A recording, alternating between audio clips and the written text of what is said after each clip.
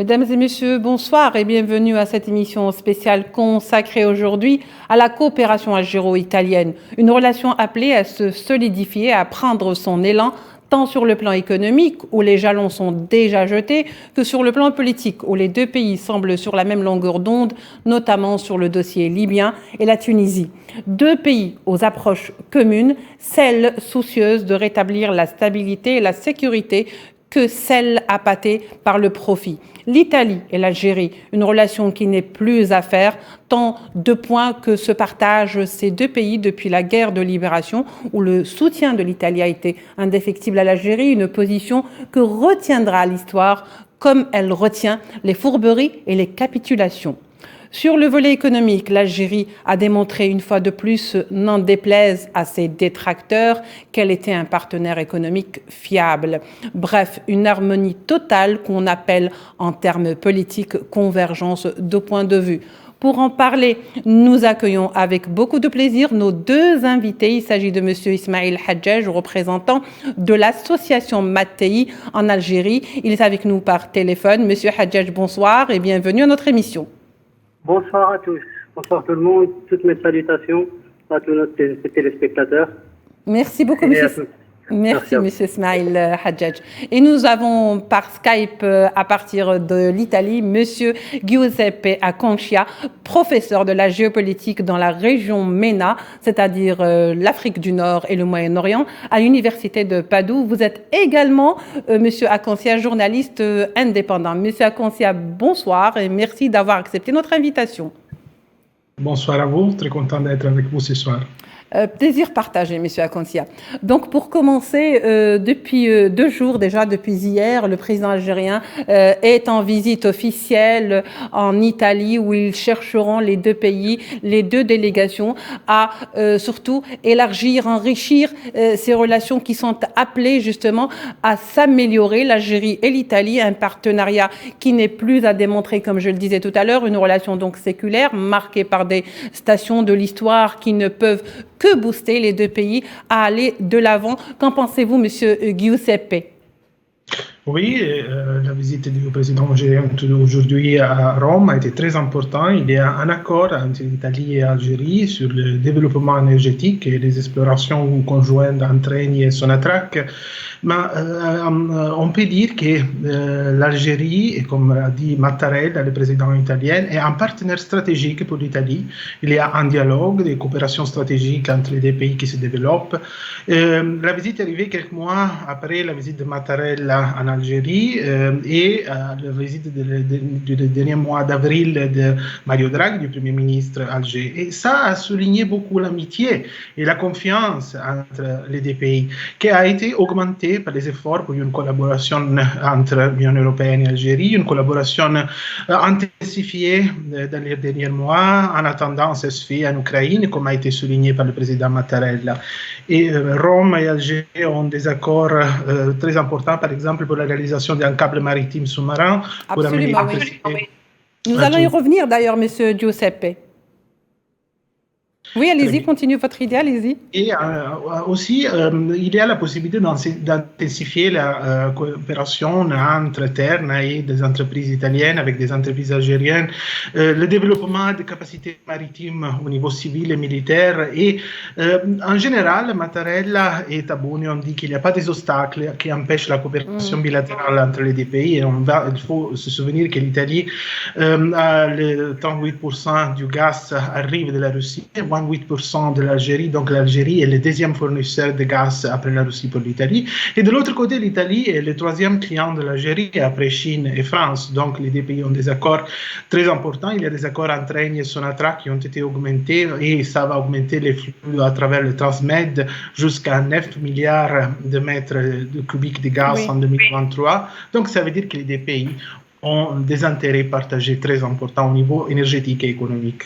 Très bien, Monsieur Mattei. Donc, restez dans cette idée économique, mais nous allons d'abord aborder le volet politique dans un instant pour revenir vers ce volet économique très riche entre les deux pays. Monsieur donc Ismail Hadjaj, je me tourne vers vous. Vous êtes le représentant donc là de l'association Mattei ici en Algérie, et vous savez très bien ce que cela veut dire, Monsieur Mattei, qu'un nom qui est resté gravé dans l'histoire de la guerre de libération algérienne et toute cette symbolique que porte ce nom en matière de soutien à la révolution algérienne, Monsieur Ismail Hadjaj. Oui, parfaitement. Bon, je vous fais un bref oui, allez-y, faites-le. Sur l'association. L'association Mattei et la fondation Mattei, dont le président et le petit-fils de l'ami inoubliable de l'Algérie, Monsieur Enrico Mattei, c'est Monsieur Aroldo Kourji Mattei, oui, qui vient de visiter l'Algérie la semaine passée. Oui, oui. Donc, Monsieur Aroldo Kourji Mattei a donné sa volonté de vouloir partager toute la stratégie et la vision actuelle du développement des secteurs concernés, disons, prioritaires avec l'Algérie, dont les énergies renouvelables, qui est une bonne partie de son programme. Oui. Je disais, aujourd'hui, je reste avec vous, Monsieur Ismail Hadjaj. Je disais que le volet politique, aujourd'hui, où la coopération n'est plus à démontrer, l'harmonisation va même jusque dans les points de vue politiques sur certaines questions, comme la Libye ou encore la Tunisie, où les deux pays, et encore plus aujourd'hui, donc le président algérien Abdelmadjid Tebboune l'a exprimé ouvertement et clairement en disant qu'il apportait tout son soutien donc à la Tunisie, qu'il fallait aider la Tunisie, mais qu'il fallait également aider plutôt au retour de la sécurité et de la stabilité en Libye. Qu'en pensez-vous, Monsieur Hadjaj? Effectivement. Nous, avec l'association Mattei, la vision de notre président, c'est de la continuité de ce qu'a réalisé son oncle. Donc, ils ont les mêmes positions, et ils sont toujours sur la même lancée. Oui. Alors, je me tourne vers vous, Monsieur Giuseppe Akoncia. Que pensez-vous justement de ce point de vue? Est-ce que vous pensez que des pays comme l'Italie ou l'Algérie pourraient effectivement jouer un rôle, je dirais, de médiateur, un rôle central pour le retour à la sécurité et à la stabilité en Libye, ou pour apporter leur soutien à la Tunisie dans sa crise actuelle? Oui, ce point-là est très important. Par rapport à la Libye, Mattarella et Tebboune ont parlé de la priorité des élections. Ce sera très important d'avoir des élections politiques en Libye. On sait très bien qu'il y a des mois que les Libyens attendent d'avoir des élections, et c'est très compliqué parce que le pays est dans une situation très chaotique avec des ministres, des gouvernements. Le pays qui a été complètement partagé après les attaques de l'OTAN de 2011. Donc, est très important. Et l'Italie et l'Algérie partagent les mêmes intérêts de stabiliser la Libye. Donc, il y a une possibilité d'avoir une coopération. Et même Mattarella, quand il a visité Alger l'année passée, il a souligné ça dans des interventions sur les journaux algériens. Il parlait de coopération, par exemple, en termes de migration, dont les deux pays sont très engagés. Et en même temps, il y a le problème de la production pétrolière en Libye. On sait que la NOC a suspendu la production pétrolière. Ça donne beaucoup de problèmes à l'économie libyenne, donc c'est très important de ce côté-là, et que le pays rentre encore une fois dans une condition de stabilité. De l'autre côté, il y a la Tunisie. On sait que l'économie tunisienne est dans un moment de crise, donc les Mattarella et Tebboune ont parlé beaucoup d'un soutien conjoint de l'Italie et de l'Algérie à l'économie tunisienne, et en même temps un processus politique dans un moment de crise économique. Donc les deux volets, qui sont les volets politiques et les volets économiques en Libye et en Tunisie, ont été touchés par les deux présidents et sont au cœur des rapports entre l'Italie et l'Algérie dans ce moment-là. Oui. Alors, juste pour vous relancer, Monsieur Giuseppe, ce n'est pas la première fois que le président rappelle justement la position de l'Algérie à aider les pays du voisinage. C'est un message très très fort que l'Italie pourrait beaucoup contribuer au retour de cette sécurité en Libye. Et qu'est-ce que vous en pensez, pensez, Monsieur Matei, à ce propos? Quel rôle pourrait jouer en particulier l'Italie en Libye? Pour apaiser les tensions, bien sûr. Oui, tout à fait. L'Italie a toujours eu un rôle très important en Libye. On sait au niveau politique le soutien qu'il a eu Fayez al-Serraj et Oui. après Dbeib dans une condition de chaos politique, mais en même temps une coopération qui a été menée par tous les premiers ministres et les présidents au moment quand il avait Gaddafi au pouvoir. Et juste à présent, on sait très bien que le problème principal pour l'Italie, c'est la question des migrations. Et ça a été touché à niveau politique par les visites qui ont été menées par le ministre des Affaires étrangères Luigi Di Maio en Libye et tous les discours qui ont été faits avec la leadership libyenne. On sait très bien que de l'autre côté, il y a Bachagha qui contrôle le Parlement de Tobrouk, qui même a été soutenu par certaines députés du Parlement de Tobrouk. Et on sait très bien que là, l'Union européenne se partage dans deux côtés. Un côté qui va soutenir plutôt Tripoli et le gouvernement de Dbeib, et l'autre côté qui va plutôt soutenir Fatih Bachagha. Et ça amène aussi à une division entre Italie et France sur comment gérer la situation en Libye. On sait très bien qu'il y a beaucoup de pouvoirs qui sont aussi concentrés sur la crise libyenne. On peut penser à la Russie et à comment ça intervient dans la crise, par exemple avec le soutien à Khalifa Haftar.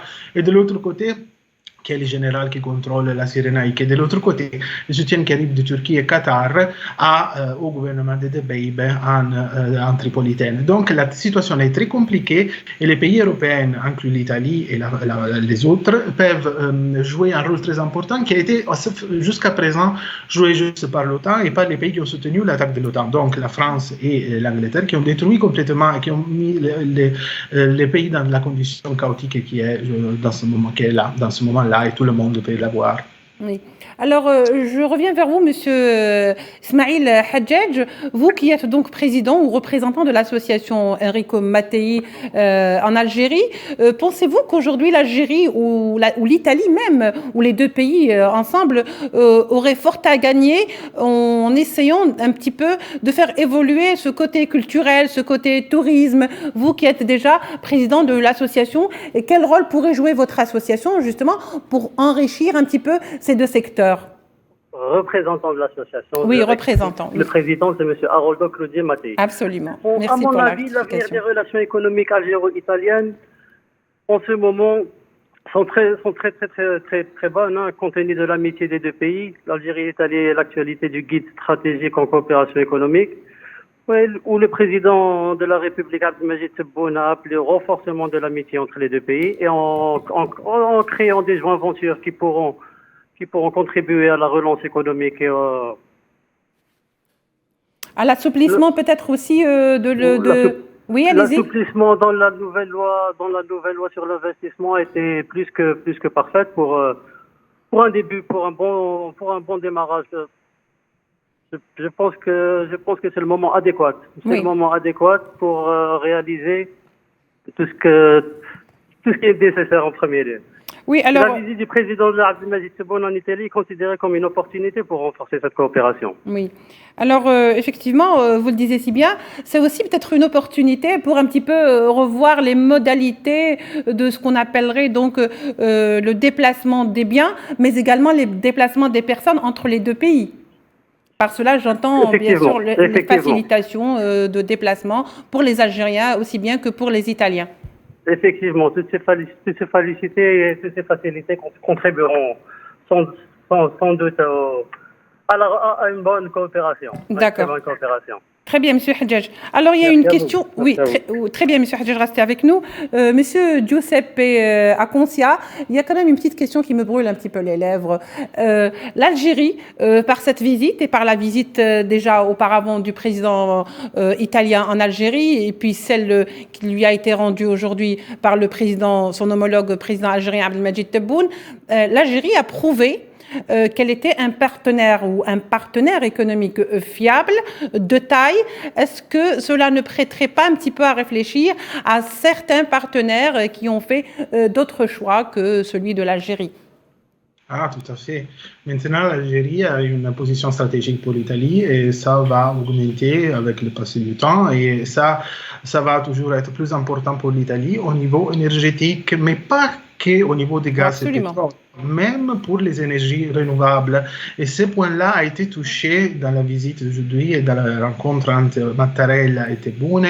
Ils ont parlé beaucoup de coopération avec les entreprises algériennes en termes d'hydrogène vert, d'énergie solaire, de coopération dans le domaine de la transition énergétique, de la mise à zéro des émissions en 2050, Oui. de la gestion intégrée du gaz naturel entre les deux pays qui a été signé déjà dans un accord en 2019.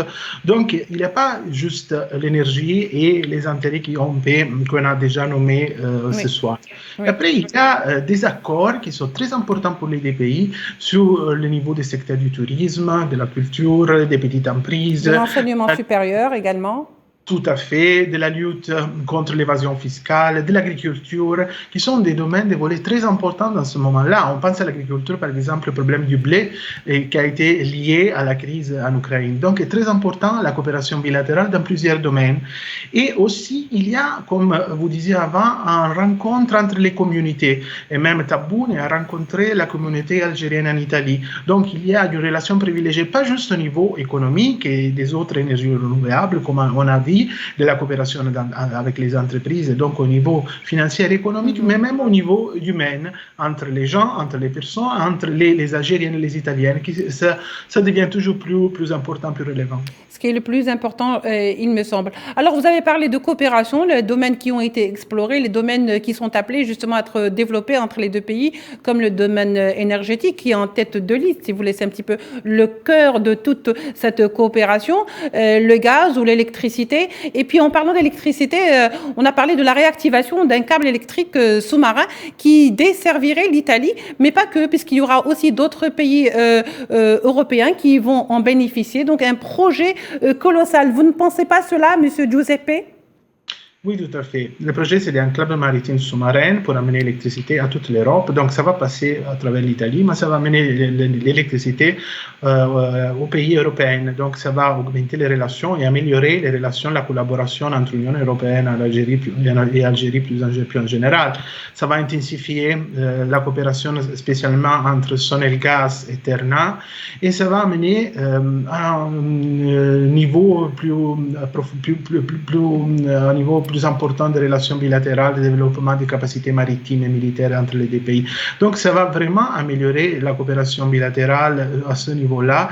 Une coopération qui a été très importante, par exemple, pendant la visite de Luigi Di Maio quand il est venu à Alger avec Eni. Déjà, ils ont beaucoup parlé de ça et de la possibilité d'améliorer ça. On sait très bien qu'Eni joue un rôle très important dans l'Afrique du Nord, pas juste en Algérie, mais même en Égypte et dans d'autres pays de l'Afrique du Nord. Donc, c'est très important pour les intérêts de l'ENI et de l'économie italienne d'améliorer les relations bilatérales et stratégiques et les dialogues entre les deux pays.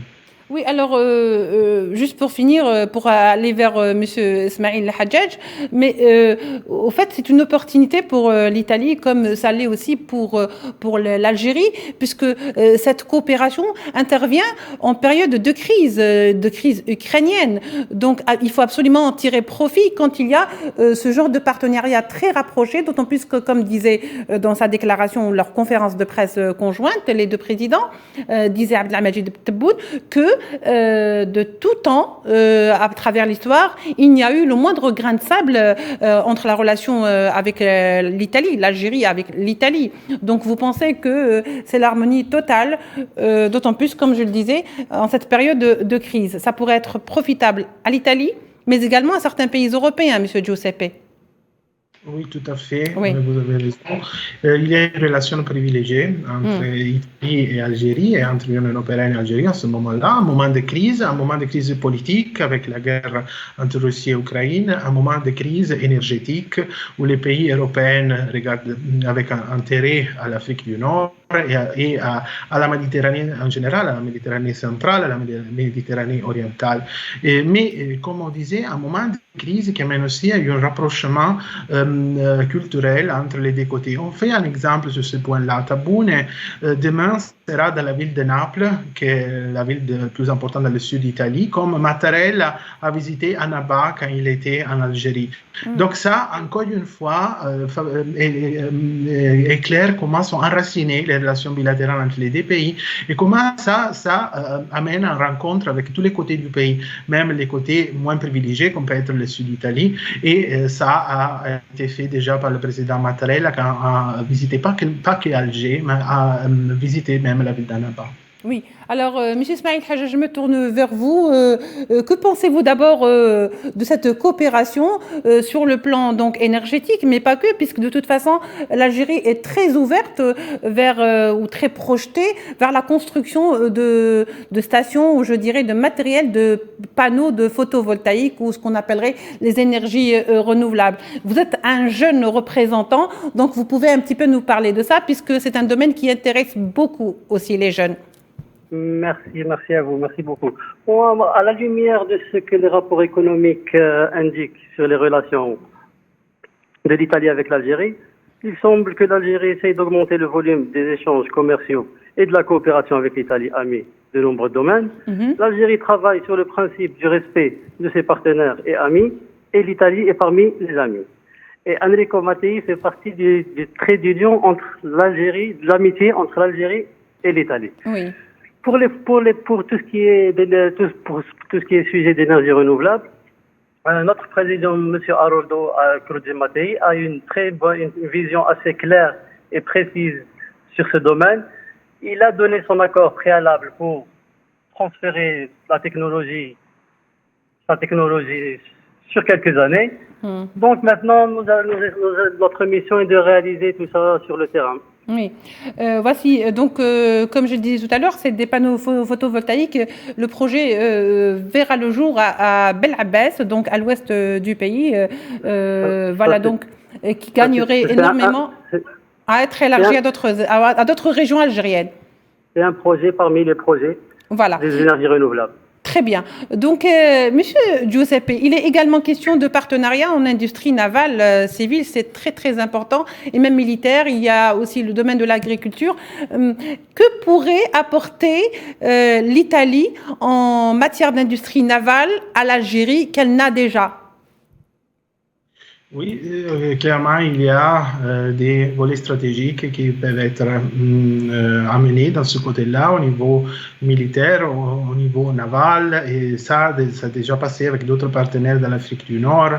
Il faut se souvenir du rapport qu'il y a entre l'Italie et l'Égypte et de comment ça a été renforcé par la fourniture d'un côté militaire et au niveau civil et militaire. Donc ça va peut-être continuer à ce moment-là avec la possibilité d'améliorer les possibilités militaires et civiles en Algérie.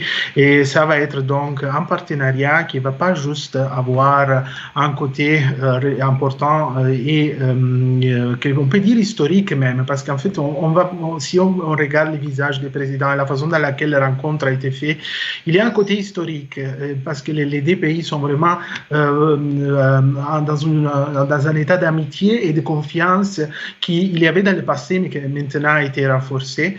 Et ça va améliorer les deux côtés, économiques, politiques, stratégiques et militaires. Et ça va être sans doute très important pour la stratégie militaire algérienne aussi. Alors, cette stratégie militaire ou cette coopération algéro-italienne aujourd'hui ne profite pas finalement qu'aux deux pays, parce qu'on va voir que la plupart des projets, comme par exemple le gaz, qui va donc être exporté vers l'Italie, et dont le surplus sera desservi à des pays voisins, des pays européens en l'occurrence. Même chose pour ce qui est de l'électricité ou du câble marin ou sous-marin qui va être mis sur place et qui pourra desservir non seulement l'Italie, mais également une partie de l'Europe. Donc je crois que c'est une coopération qui est profitable à plusieurs pays européens. Comment cela est perçu aujourd'hui par les Italiens ? Ça a été perçu avec très intérêt par les Italiens. Il faut se souvenir de ça, du Transmed, comment le flux de gaz va augmenter à travers Transmed, la pipeline Transmed, jusqu'à 9 milliards de mètres cubiques de gaz en 2023. 3 milliards de plus déjà sont arrivés en Italie en 2020. Donc, c'est un rapport privilégié qui s'améliore avec les années.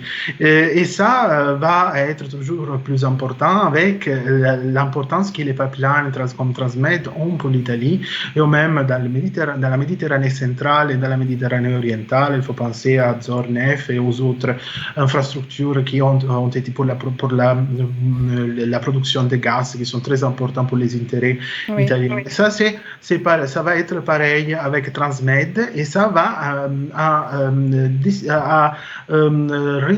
définir encore une fois dans une nouvelle façon les relations bilatérales et le partenariat entre l'Union européenne et l'Afrique du Nord plus en général et la politique de voisinage qu'on sait très bien qui a été en crise après le processus de Barcelone.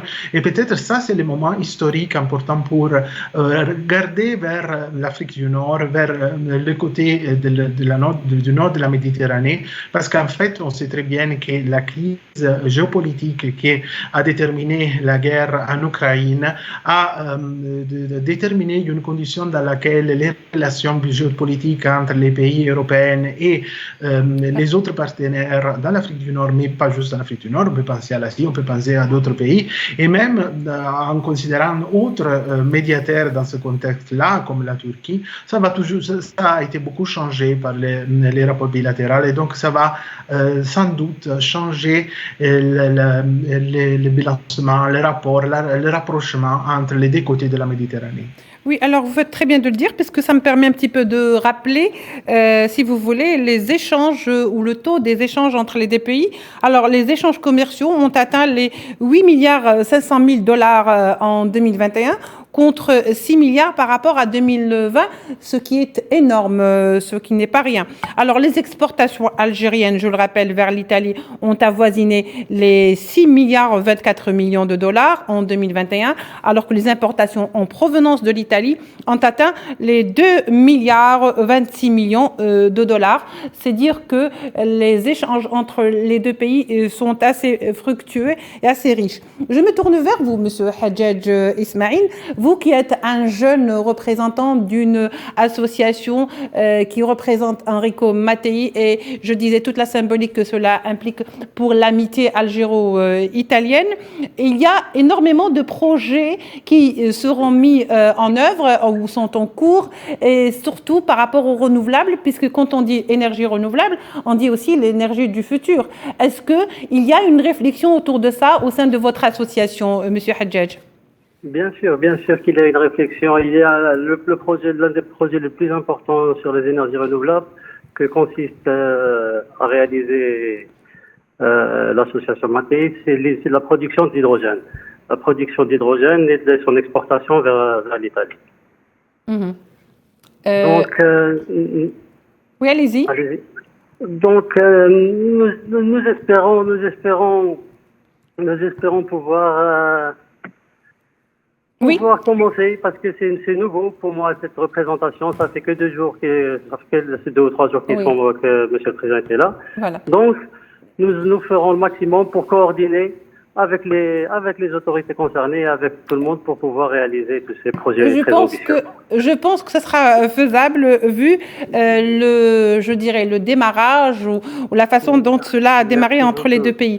Monsieur Giuseppe, merci à vous. Monsieur Giuseppe, il nous reste très très peu de temps. Je vous donne le mot de la fin si vous souhaitez dire ou rajouter quelque chose concernant donc les relations algéro-italiennes. Oui, le président Tebboune a été accueilli très chaleureusement par les Italiens quand il est arrivé à Rome et dans sa visite à Naples qui va avoir lieu demain. Ça veut dire que les deux peuples sont prêts pour une coopération plus forte dans tous les domaines, à un niveau culturel, mais pas qu'au niveau culturel, parce qu'en fait, il faut se souvenir du Salon du Livre, l'importance que l'Italie a eue à Alger dans les dernières semaines, et la relevance de la culture, comment la culture italienne a été présentée en Algérie, la communauté italienne en Algérie. On a parlé de la communauté algérienne en Italie, mais même la communauté italienne en Algérie est très importante. Donc, ça va ouvrir une nouvelle page dans les relations bilatérales entre les deux pays à tous les niveaux. Et au niveau politique, ça a déjà démarré. Ça a démarré avec la visite de Mattarella à Alger et a continué avec la visite de Luigi Di Maio et de Mario Draghi, les premiers ministres à Alger. Et maintenant, avec cette visite historique du président algérien Tebboune à Rome. Oui, très bien. Je vous remercie, Monsieur Giuseppe Acconcia. Je rappelle juste pour nos amis téléspectateurs que vous êtes professeur de la géopolitique dans la région MENA, l'Afrique du Nord et le Moyen-Orient, et que vous êtes donc professeur à l'université de Padoue. Vous êtes également journaliste indépendant, que vous étiez avec nous à travers Skype, donc en direct de l'Italie. C'est bien cela. Je ne me suis pas trompée quelque part. Non, merci à vous. Merci à vous. Merci. Et vous étiez également avec nous, Monsieur Ismail Hadjaj. Vous êtes représentant de l'association Matei en Algérie. Merci, Monsieur, d'avoir accepté notre invitation, d'avoir enrichi notre débat. Mesdames et Messieurs, notre temps de l'émission tire à sa fin. Merci de votre attention.